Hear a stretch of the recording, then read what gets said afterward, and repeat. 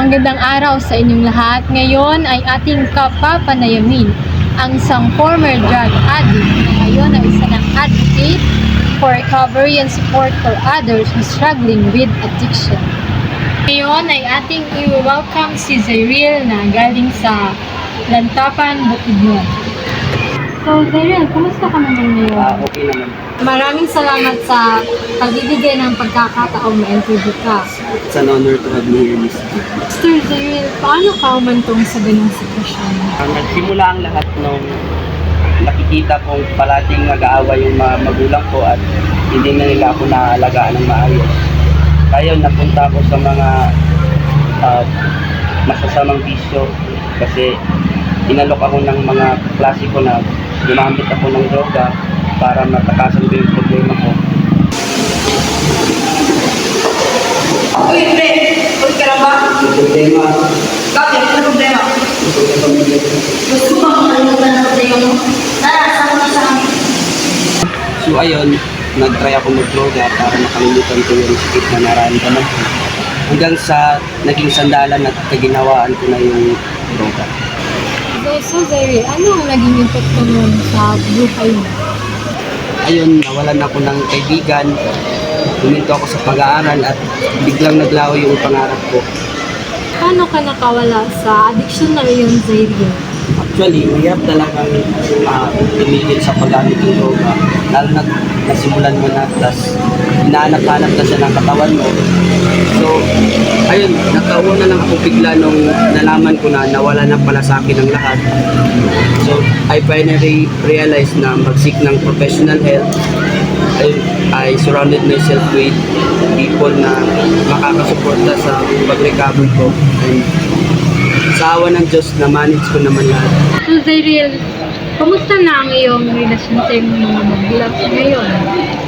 Ngayon, okay na kami. Simula nung pagkalabas ko ng rehabilitation center, nag-open up na ako sa kanila pag may problema ako at pinapakinggan na nila ako.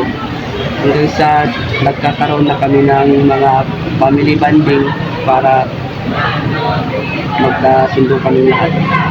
Ngayon ay nabalitaan kong isa ka ng membro ng organisasyon. Maaari mo bang isalaysay kung ano ito? So, ang organisasyong ito ay tinatawag na Break the Cycle at naglalayong tulungan ang mga taong nalulong sa droga kagaya ko. Buti naman, Zyril, at na-overcome mo ang iyong sitwasyon. Masaya ko para sa iyo. Alam ko na marami ang may inspire sa storya mo at sa pamamagitan ng iyong organisasyon, marami kang matutulungan na individual rin na nalulong sa droga. You're making a countless difference in the lives of individuals.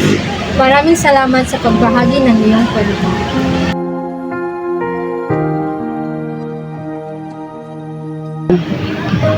Say no to drugs.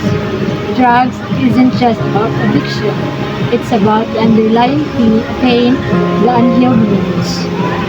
Remember, if you know someone who's struggling with drugs, please reach out for help. Let's break the cycle of addiction together to create a future wherein individual has the opportunity to heal and thrive.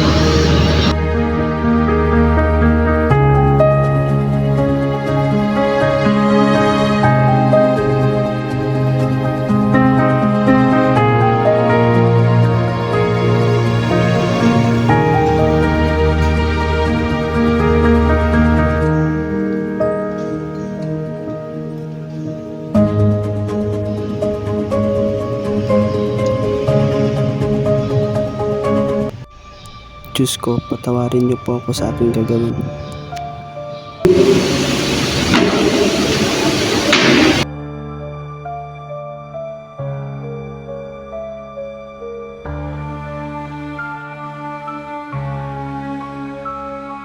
Huwag simulan ang pagsisisi.